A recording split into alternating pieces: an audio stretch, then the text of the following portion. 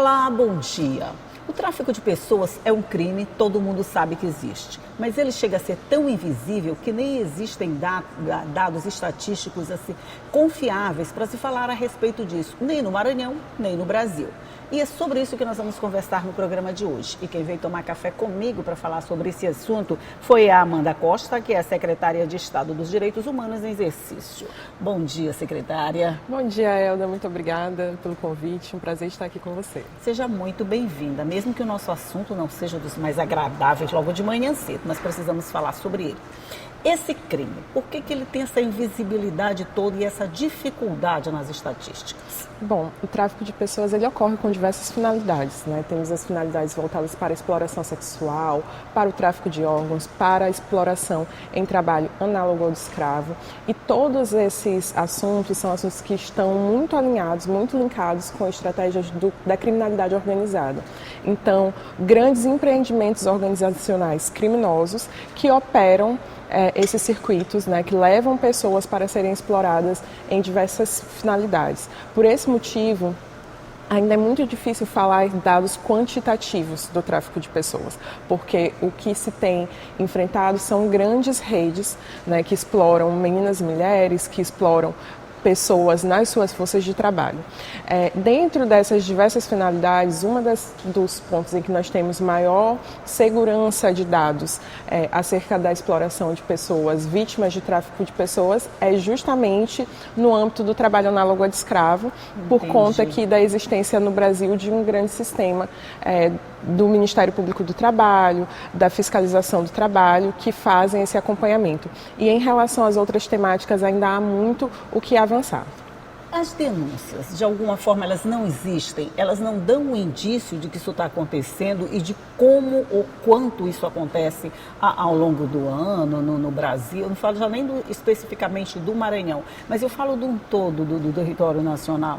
Essas denúncias não são suficientes para quantificar isso tudo? Bom, é justamente a questão da subnotificação, né? Muitos desses casos ocorrem e nunca chegam a serem efetivamente publicizados.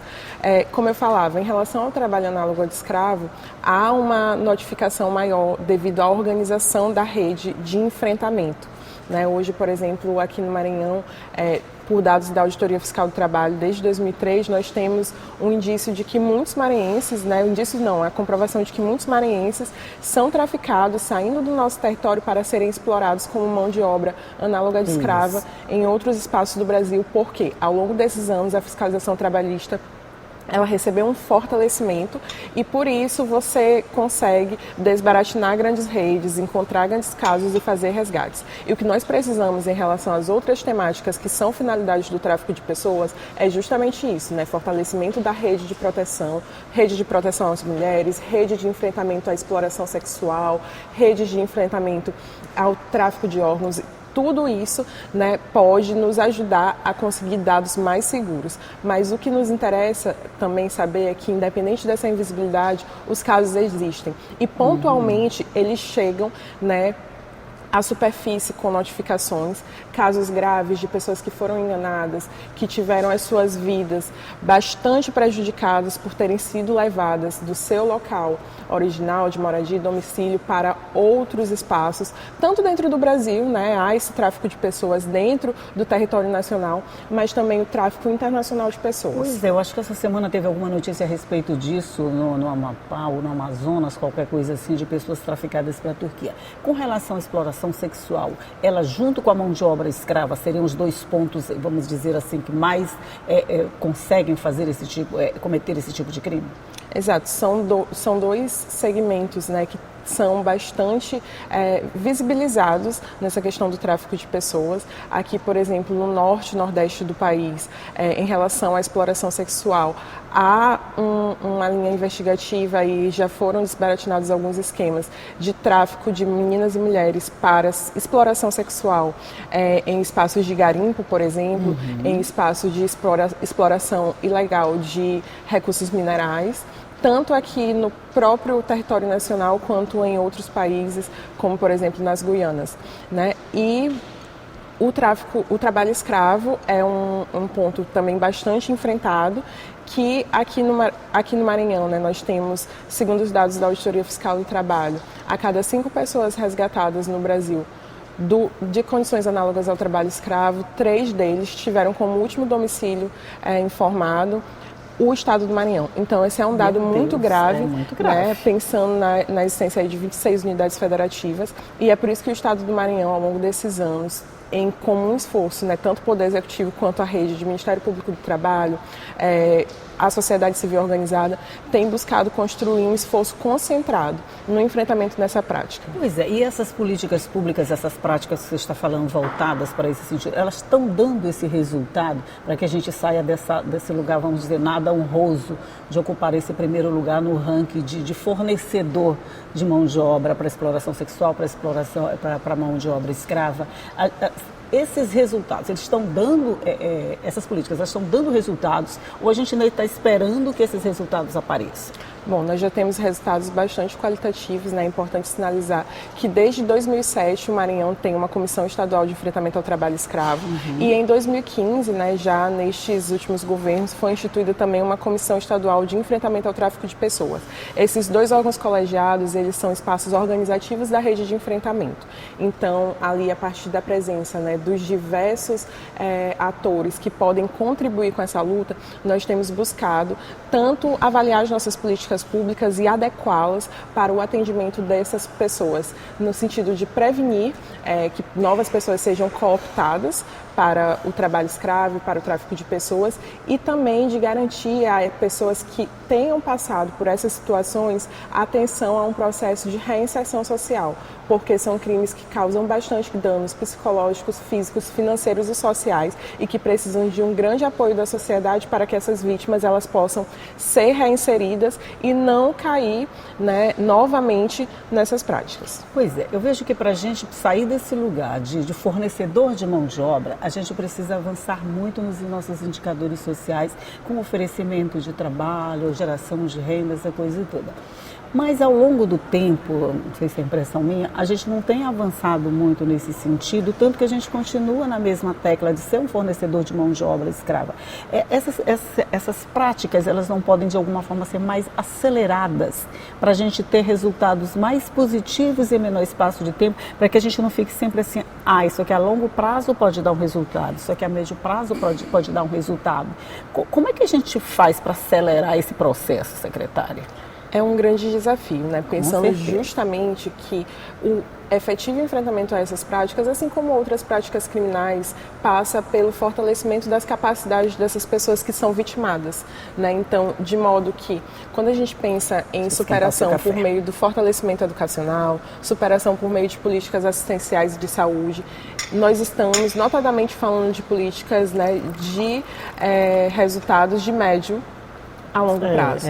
Né? Ao longo dos últimos anos, o Estado do Maranhão fez um esforço bastante grande por meio do programa Escola Digna, né? Que não é um programa só de requalificação de obras, mas de assessoramento aos municípios, acompanhamento pedagógico dos municípios, fortalecimento da capacitação dos professores e também da estrutura física das escolas, com mais de 1.000 obras educacionais entregues.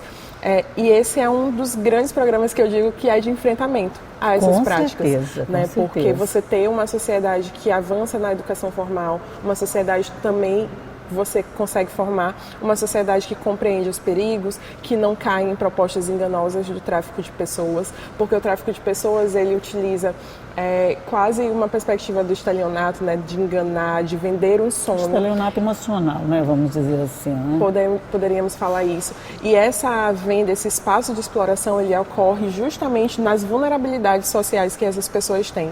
Né? Então, a pessoa que ela está desempregada, ela tem muito mais possibilidade de cair em uma proposta enganosa. Uma pessoa que talvez não tenha avançado na educação formal, ela vai ter muito mais facilidade de ser enganada por golpes. Né? Então, esse é um desafio, né, que nós temos tentado e temos trabalhado com muita seriedade no âmbito do Poder Executivo Estadual e também chamando aí todos os outros agentes, né, o Legislativo, o Poder Executivo Municipal e agora também o Poder Executivo Federal, para que juntos nós possamos trabalhar no fortalecimento das capacidades da nossa sociedade, para que um dia a gente possa falar do Maranhão como um território livre do trabalho escravo, um território livre do tráfico de pessoas e que a nossa sociedade ela possa, claro, ir e vir pelo território nacional, pelo território mundial, porque isso é um direito humano, mas sim, por livre e espontânea vontade e porque vê, né, efetivas benesses e não porque está sendo enganado ou porque está passando por situações de vulnerabilidade.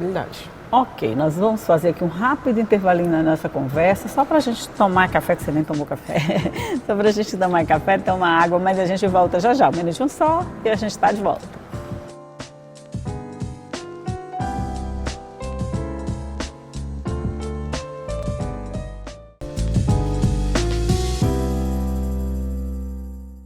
Já estamos de volta conversando aqui sobre o tráfico de pessoas, que aliás é o dia 31 de julho, que é comemorado esse dia de combate ao tráfico de pessoas. Eu estou conversando aqui com a secretária Amanda Costa, da Secretaria de Estado de Direitos Humanos.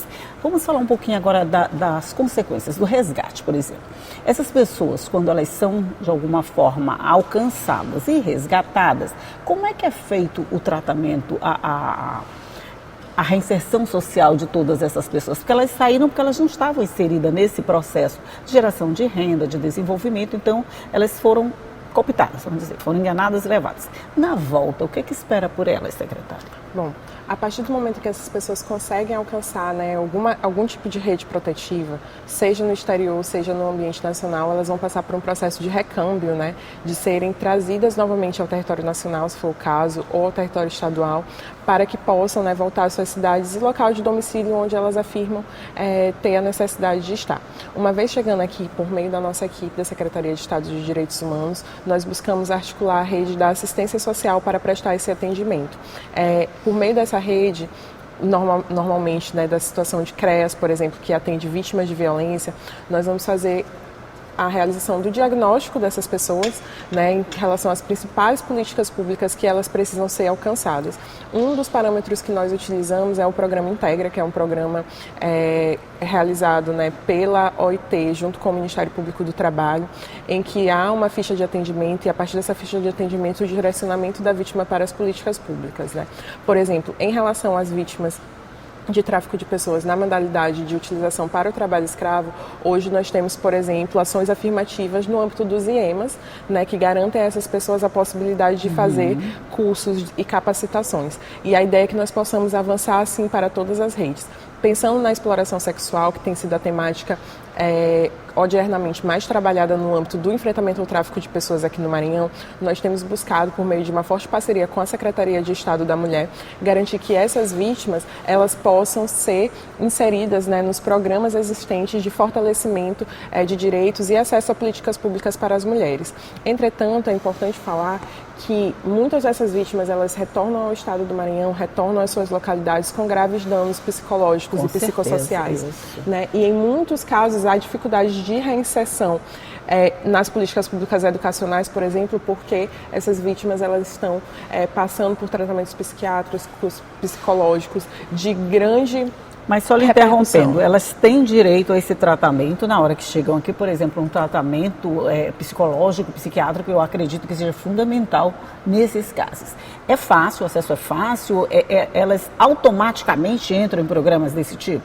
Bom, a nossa articulação ela ocorre toda dentro das redes de políticas públicas, né? Então o SUS é a nossa base e nós fazemos por meio do nosso olhar específico, né, de coordenação de enfrentamento ao trabalho escravo na SEDPOP, a devida articulação com a nossa Secretaria de Estado de Saúde e com os outros agentes, né, de execução de políticas públicas de saúde. Por exemplo, alguns anos passados, nós recebemos uma vítima de tráfico internacional de pessoas na modalidade de exploração sexual. Essa vítima foi resgatada por uma ONG internacional ali nos limites, né, na fronteira da Grã-Bretanha. E aí ela foi recaminhada para o Brasil. Chegando aqui no Brasil, era uma jovem e que do município, né, do interior, que já havia sido traficada dentro do país e depois foi traficada para fora. E ela chegou aqui com graves danos psicológicos e psicossociais. E toda a articulação do atendimento dela foi realizada por meio do Sistema Único de Saúde, e nós buscamos, a partir da articulação e do diálogo com a Secretaria de Estado de Saúde, garantir o atendimento dentro das especificidades do caso. Um atendimento que pudesse resguardar a intimidade dessa vítima, a sua identidade, e tudo isso foi possível, né, por meio da articulação da Secretaria de Estado de Direitos Humanos. Entendi. A gente está falando muito em exploração de mão de obra e a exploração sexual, mas existem outras finalidades do tráfico. Por exemplo, a doação de órgãos é uma coisa, vamos dizer, comum, constante, ou ela é mais... Certo. Invisível. Sim, o tráfico de órgãos é uma modalidade também que tem sido objeto, né, do tráfico de pessoas, mas aqui no estado do Maranhão, recentemente nós não tivemos nenhum caso parecido com que remetesse, né, a essa prática. Então, notadamente, os casos que nós temos mais trabalhados ao longo dos anos são justamente o trabalho análogo ao de escravo, com a finalidade de trabalho análogo ao de escravo e com a finalidade de exploração sexual. Se a gente pudesse dizer que um ocupa o primeiro lugar, seria mão de obra escrava? Seria sim, mas dentro desse suposto, né, da subnotificação. Então, em relação aos casos que ganham conhecimento geral, o trabalho análogo ao de escravo, ele está em primeiro lugar, como a finalidade do tráfico de pessoas que atinge, né, a população maranhense. Mas nós acreditamos que há, sim, uma grande quantidade de pessoas vítimas de exploração sexual que, por vezes, não conseguem, né, acessar as redes. E por isso nós temos trabalhado dentro do nosso Comitê Estadual de Enfrentamento ao Tráfico de Pessoas, temos trabalhado ao longo dos anos especificamente essa temática do enfrentamento à exploração sexual de meninas e mulheres. Inclusive com a existência, né, de redes aqui no Maranhão, por exemplo, a rede Um Grito pela Vida, que representa a sociedade civil, e uma organização de religiosas que fazem o atendimento de vítimas em todo o Brasil e que, por vezes, né, trouxeram notícias importantes para a gente de casos que puderam ser objeto de resgate pela rede oficial. A gente fica mais ou menos dividida assim: homens, mão de obra escrava, mulheres, exploração sexual, mas também pode haver os dois de qualquer forma, mas é mais ou menos esse direcionamento, né? A grosso modo poderia ser tratado assim, mas é muito importante sinalizar também a existência de tráfico de meninas, por exemplo, para a utilização de mão de obra análoga de escravo ou do trabalho infantil. Sim, isso, né? Historicamente, nós conhecemos todos muito essa história, né, de trazer uma menina para estudar em suas casas. Essa tem sido, inclusive por isso também, nós temos dialogado muito com a rede de trabalhadores e trabalhadoras domésticos, né, que podem obter essas informações, mas de fato, e nós também temos muitas mulheres adultas que são vítimas, são cooptadas para o trabalho análogo ao de escravo, né? né? Já viu coisa a respeito. Com relação à mão de obra infantil, principalmente nesse ponto que você falou, com o trabalho doméstico, crianças que você traz para tomar conta de outra criança, essa é uma prática em desuso ou ela continua assim firme e forte? Bom, eu acredito que ela já esteve bem mais em voga, né? Entretanto, pontualmente a rede de enfrentamento ao trabalho infantil, aqui representada pelo FEPETIMA, né, que é o Fórum Estadual de Enfrentamento e Prevenção ao Trabalho Infantil no Maranhão, composto por diversas entidades, inclusive pela SEDPOP, recebe denúncias similares e, por vezes, né, é comum olharmos até mesmo na cidade, em grandes praças de alimentação, em espaços públicos, situações que parecem ser dessa maneira, né? E o que nós temos solicitado sempre à sociedade é que façam um acionamento do Sistema de Garantias de Direitos de Criança e Adolescente, né? Sempre que você suspeitar que há uma criança e adolescente sendo explorada em situação de trabalho infantil, seja nessa situação do trabalho doméstico ou outras, né? Você encontrou uma criança na rua, vendendo, etc. O nosso dever enquanto cidadãos, enquanto cidadãs, é justamente fazer o acionamento da rede, que pode ser feito tanto ligando diretamente para o Conselho Tutelar da área, do município, ou também por meio do 190 e do contato da Ouvidoria Estadual de Direitos Humanos. Mesmo depois desse trabalho de intensificação desses canais de denúncia, a gente sabe que a denúncia ainda é difícil, talvez por isso as estatísticas são também tão inexpressivas, vamos dizer. Por que essa denúncia é tão difícil? Porque as pessoas não tomam conhecimento. Como é que funciona isso? Bom, primeiro ponto, assim, pensando no tráfico de pessoas, essa denúncia ela tem grande dificuldade, primeiro, pelo que eu falei, do enfrentamento de redes organizadas. Né? Muitas dessas vítimas, ao serem cooptadas, elas não retornarão. Elas não retomarão o contato com as suas famílias. E aí você está falando de pessoas que vão ficar impossibilitadas e talvez, muito em breve, né, serão vitimadas em sua vida e não poderão mais refazer suas denúncias. Por isso, um dos grandes focos do nosso trabalho é a prevenção. É garantir que as pessoas conheçam seus direitos, possam reconhecer modalidades de cooptação, possam reconhecer promessas falsas, promessas golpistas e não caiam, não sejam levadas a se integrarem nessas redes, porque o retorno dessas vítimas é sempre muito difícil. Nós já acompanhamos um caso aqui gravíssimo, né, de uma cidadã maranhense que passou mais de 10 anos no exterior até conseguir, passando por exploração sexual, até conseguir alcançar uma rede que pudesse fazer o resgate dela e recambiá-la ao estado do Maranhão. Então nós estamos falando de situações graves, difíceis, intricadas, e esse é um caso totalmente especial. Que se tomou conhecimento. Que se tomou conhecimento. Várias outras mulheres, inclusive no relato dela, ela sai do Brasil com outras mulheres. Né? E até onde se tem conhecimento, somente ela retorna. Então, e ela com certeza não deve nem saber o paradeiro dessas outras né? mulheres. Com certeza. Né? Então a gente está falando realmente de uma situação grave, uma situação que lida com redes organizadas de criminalidade, que tem sido objeto, né, de investigações no âmbito da segurança pública federal, e por isso para nós é importante prevenir, né, garantir que as pessoas entendam que o tráfico de pessoas é um crime que existe, que faz vítimas e que por isso é necessário que todos nós estejamos atentos. Esse é o objetivo, né, da campanha Coração Azul, que nós estamos realizando agora nessa última semana de julho. É o dia 31, né? O dia oficial, né? De enfrentamento. Mas enfrentamento é o ano inteiro, né? O tempo todo. E aí, nessa semana, né, hoje, inclusive, nós estamos com a equipe fazendo blitz, fiscalização, conversando com a comunidade. A nossa ideia está aqui também com você hoje, falando sobre essa prática. Um tema tão difícil, um tema que é pesado, mas que é necessário que nós estejamos atentos, é necessário que nós possamos olhar, sabe?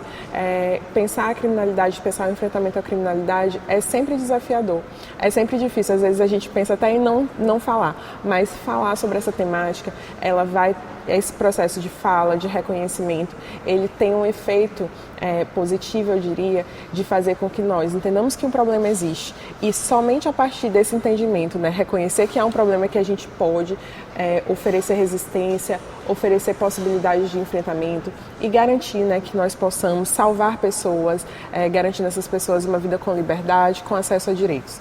E, por fim, além desse espaço de comunicação, né, o reforço no trabalho em políticas públicas que fortaleçam o acesso a direitos e cidadania da nossa comunidade. Olha, o assunto é delicado, é complicado, mas se alguém puder ajudar, a denúncia só vai funcionar através de denúncia, gente, com certeza. Quem está lá está numa situação tão vulnerável que tem dificuldade até de se comunicar, de fazer. Então, qualquer indício não custa nada investigar. É responsabilidade de todos nós também combater um crime como esse.